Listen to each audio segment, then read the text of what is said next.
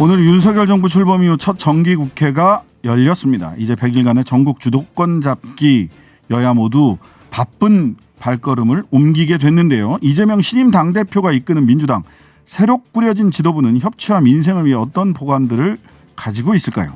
오늘은 최고위원 선거에서 2위로 당선된 더불어민주당 고민정 최고위원 만나보겠습니다. 최고위원님 안녕하세요. 네, 안녕하세요. 반갑습니다. 네, 반갑습니다. 늦었지만 네. 당선 축하드리고요. 네.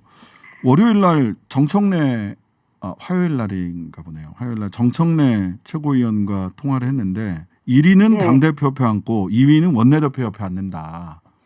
예. 아, 맞네요. 네.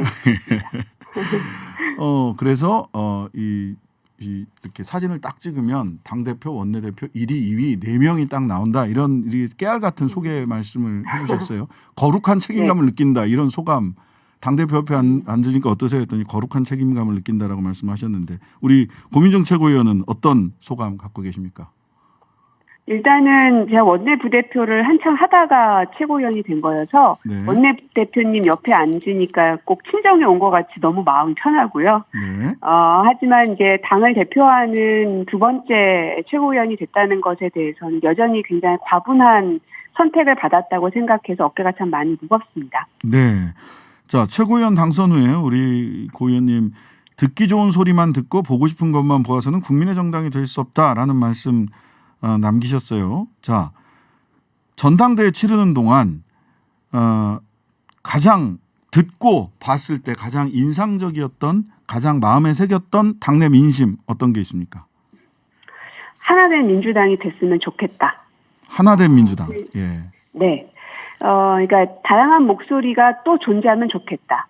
같은 듯 다른 말이긴 한데요. 그러네요. 그러니까 토론을 하는 과정 중에서는 다양한 목소리들이 반영될 수 있으면 좋겠다 하는 것이고요. 네. 결정된 이후에는 원팀이 돼서 강하게 밀고 나가는 강한 야당의 모습을 보여주면 좋겠다라는 이제 국민들의, 우리 당원들의 열망이 있었는데요. 네. 그래서 제가 이재명 의원님과 함께 일정을 같이 다니면서 같이 사진에 찍히고 이러지는 않았던 유일한 사람이기는 합니다. 네네. 그럼에도 불구하고 이재명 의원님을 당대표로 뽑았던 당원들께서 상당수가 또 저를 뽑아주셨거든요. 네. 그 얘기는 다양성을 우리 민주당 내에서 살렸으면 좋겠다는 것과 함께 결국에는 또 하나된 민주당을 해달라라는 그 요구가 저를 통해서 표심으로 나타낸 거라고 저는 생각이 들더라고요. 네. 같이 사진을 안 찍은 이재명 대표와 네, 최고위원 후보였다라는 말씀을 주시는데 언론에서는 그냥 비이재명계 이렇게 비명 이렇게 구분을 해버립니다. 네. 자꾸 이런 얘기 나온 거 부담스럽지 않으세요? 네, 부담스럽습니다. 정말로. 더 이상은 이제 비명, 친문, 친명, 이런 거 좀 안 했으면 좋겠고요. 네네. 그래서 명문 정당이라는 말을 박찬대 최고께서 이제 딱 만들어 주셨는데, 그랬죠. 정말 멋있는 말인 것 같아요. 네네. 그리고 명문이라는 단어 안에는 역사와 전통이 살아있는 곳이라는 뜻이기도 하잖아요. 네. 저는 민주당의 자랑스러운 역사는 과거에 야당 시절에도 꼿꼿하게 이 원칙을 지켜가면서도 국민들 편에서 특히 약자들 편에서 싸워왔던 야당의 모습을 다시금 살려내는 게 지금 민주당을 살리는 길이라고 생각하거든요. 네. 그래서 옛날 과거를 완전히 지워버리는, 그래서 바꿔버리고 없애버리는 의미에서의 혁신이 아니라 과거의 것들을 살리면서 명문 정당으로 다시 되살아나야 정말 사랑받는 민주당이 된다. 네. 그런 생각을 늘 갖고 있었는데 명문 정당 딱 말씀하시니까 이거구나 하는 생각이 딱 들더라고요. 네. 자, 주요 당직 인선 사무총장에는 오선 조정식 굉장히 사실은 뭐라고 해야 되나? 덩치 큰 사무총장이 오선 의원이 사무총장을 하시게 됐고 정책위 의장에는 김성환 의원이 유임되셨고 이해찬계, 친명계 이런 얘기도 있는데 네. 지명직 최고위원 고심이 있을 것 같은데 고민정 네. 최고위원께서는 지명직 최고위원 2명 어떤 분들이 돼야 된다고 지금 생각하고 계신지 여쭙겠습니다. 일단 현재 최고위원들이 다 수도권이기 때문에 전국 네. 정당을 만들기 위해선 반드시 지역 대표성의 최고위원이 들어와야 한다. 네. 저는 강하게 생각하고요. 네. 그래서 호남, 영남 한 분씩을 지명직으로 모셨으면 좋겠다 하고 네. 의견도 좀 강하게 전달한 바가 있습니다. 네. 네. 아마 선택은 이제 대표님이 하시겠죠? 네. 지역 배려, 지역 안배를 해야 된다 해서 호남, 영남, 네. 충청이 서운해하면 어떡하죠? 충청도 좋고요. 네, 네. 강원도 좋고. 예. 알겠습니다. 어쨌든 수도권이 아닌 곳에서 네. 두 분을 선택하여야 한다라는 건데 네. 호남 같은 경우는 이미 공약으로 아마 대표님이 내거셨던 걸로 알고 있고요. 네. 굳이 제가 영남을 얘기한 이유는 원외위원장들이 워낙 많은 곳이고 그렇죠. 늘상 저희가 졌던 지역이기 때문에 네. 이곳에서의 대표성 갖고 있는 분이 지명직으로 들어와야 그분들에게도 힘을 실어드릴 수 있기 때문에 굳이 영남을 말씀드린 겁니다. 알겠습니다. 자, 첫 워크숍 때 진행했던 1인 1민생 입법 퍼포먼스 고민정 의원께서는 노란봉투법을 손에 들고 계시더라고요. 이거는 직접 예. 본인이 선택하신 겁니까? 아니면 과제를 이렇게 당대표가 나눠주신 겁니까? 제가 직접 선택한 겁니다. 노란봉투법 선택하신 이유 좀 말씀해 주시죠. 최근에 대우조선해양 하청노동자 점거 농성에 대해서 회사 측이 조합원 5명을 상대로 470억의 손배를 청구를 했거든요. 네네. 그분들의 요구는 별게 아닙니다.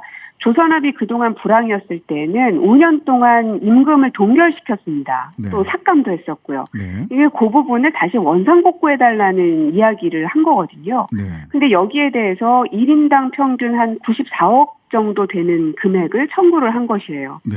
즉 하청 노동자들이 한 200년 정도는 일해야 갚을 수 있는 액수인 거거든요. 네. 그야말로 신레미제라블을 다시금 이 정권이 쓰고 있구나. 또 기업들이 쓰고 있구나. 마치 자베르의 모습을 보고 있는 것만 같습니다. 네. 그래서 우리가 그 노동 3권이 헌법에서 보장되어 있는데 단체 행동권을 이렇게 보장하지 않는 정권 그리고 단결권도 보장되지 않고 있는 것 같은데 왜냐하면 노조를 탈퇴하면 손배를 취하겠다. 뭐 이런 식으로 노조 탄압의 수단으로 삼기도 하거든요. 네.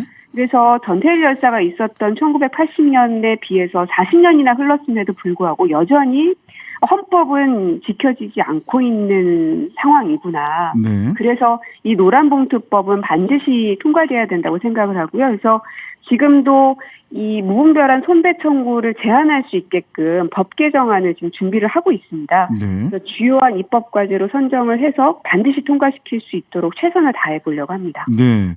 이번 정기국회 때 이 노란봉투법이 본격적으로 다뤄질 수 있는 건가요? 그러도록 노력해야겠습니다. 네, 알겠습니다. 어제 최고위원회에서는 정경심 전 교수 형집행정지를 언급하시기도 하셨는데요. 네. 최소한의 인권은 좀 존중해달라는 부탁입니다. 왜냐하면 이제 정경심 교수는 뭐 허리디스크 파열 협착, 그로 인한 하지마비 뭐 이런 상황까지 생겨서 수술, 또 보존 치료 이런 걸 서둘러야 된다는 게 전문의들의 소견이거든요. 예. 그러면 조국 교수의 와이프라는 뭐 이런 정치적인 이 허물을 벗고 그냥 인간 정경심으로 봤더라면 네. 이렇게 형 집행 정지를 불허할 수 있을까? 네. 왜냐하면 이명박 전 대통령 같은 경우는 당뇨를 이유로 해서 형 집행 정지를 너무나 쉽게도 오케이를 해줬었거든요. 네네.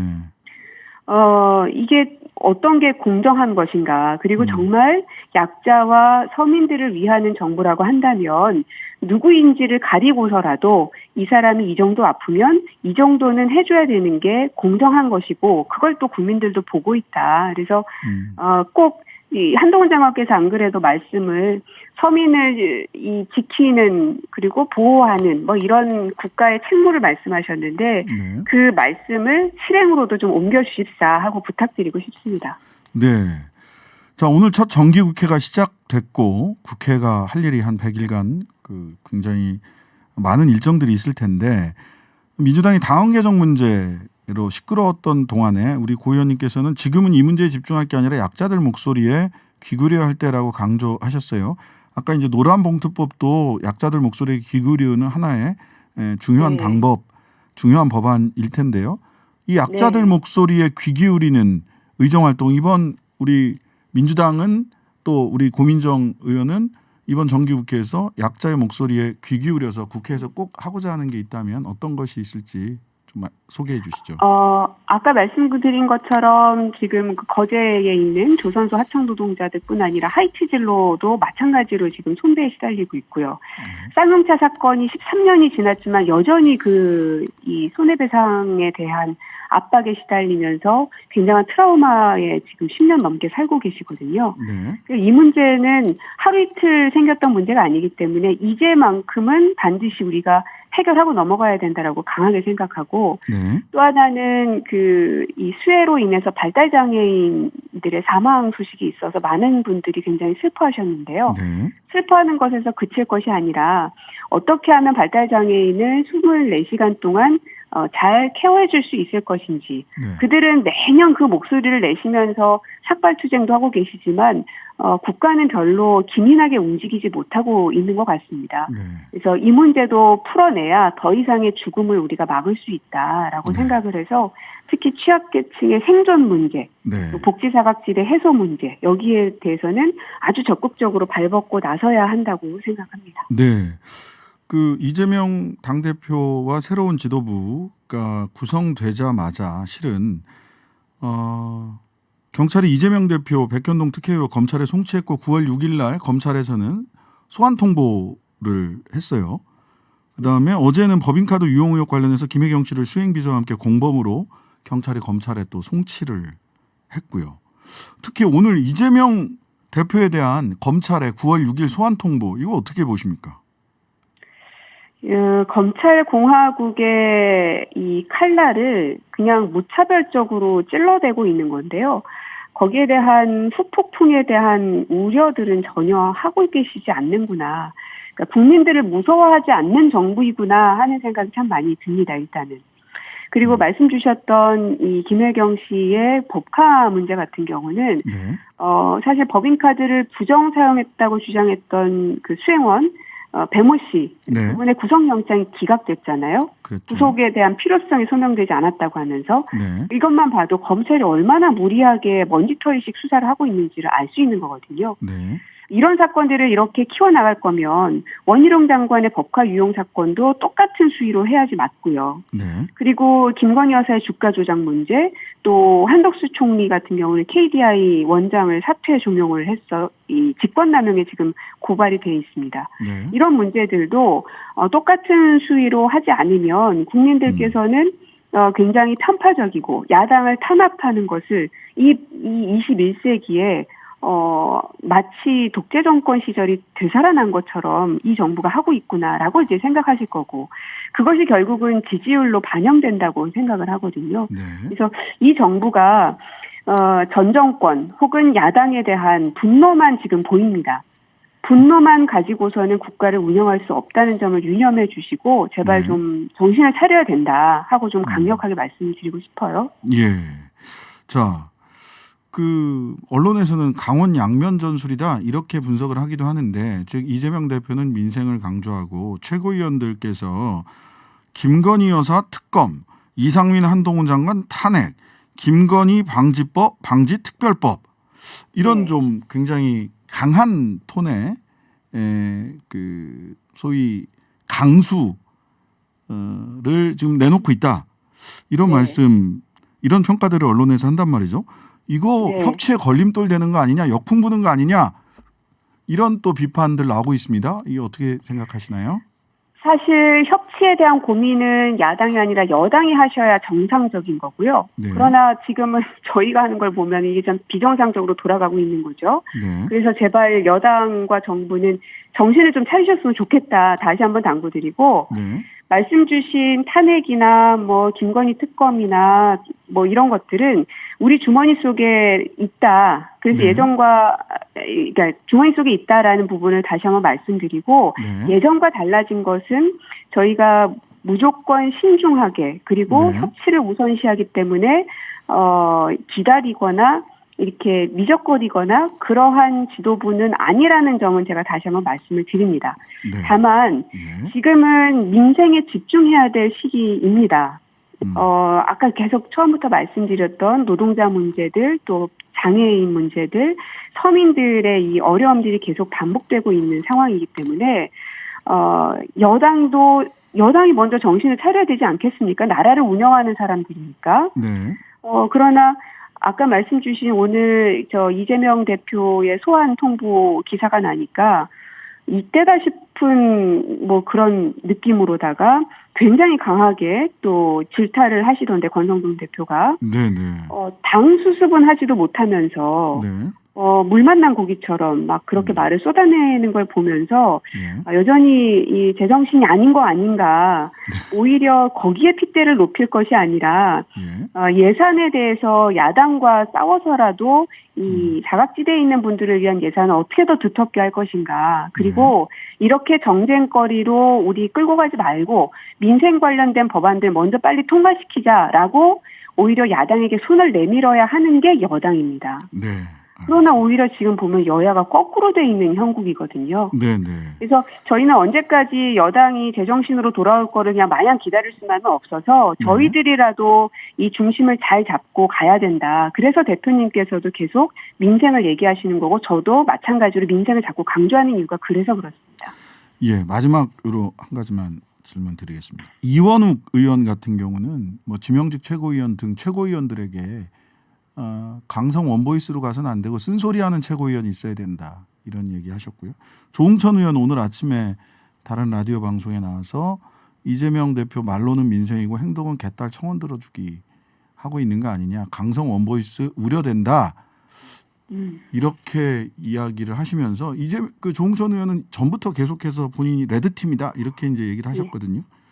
예. 어떤 역할, 이런 평가, 이런 기대, 이원욱 의원과 조응천 의원, 이런 거에 대해서 어떻게 우리 고민정 의원 생각하시는지? 충분히 그런 의견들을 개진할 수 있다고 생각합니다. 다만 저희 지도부가 출범한 지 이제 고작 3, 4일밖에는 되지 않았기 때문에 조금 더 지켜봐 주십사 부탁을 드리고 싶고요. 다양한 목소리들을 소신껏 밝히는 것은 정치인으로서는 소명이라고 생각합니다. 그래서 저 또한 전당대회 하는 내내 이 대세에 기대지 않고 할 말은 하겠다라고 말씀을 드렸고, 그 말에 반응하신 당원들께서 저에게 표를 주셨던 거기 때문에 저의 소신껏 이야기들을 해나갈 생각이고요. 다만 무조건 쓴소리를 해야 된다, 무조건 비판을 해야 된다는 것에 대해서 저는 동의하지는 않습니다. 그래서 사안에 따라 어떨 때는 함께 가는 진짜 원보이스로 나아갈 때도 있을 것이고요. 어떨 때는 다른 의견들을 내비칠 때도 있을 겁니다. 네, 알겠습니다. 오늘 말씀 감사합니다. 네, 고맙습니다. 더불어민주당 고민정 최고위원이었고요. 우리 고민정 최고위원이 전태일 열사를 1980년대 40년 지났다라고 말씀해 주셨는데 1970년대고 52년 지났죠. 예, 수정해 드립니다.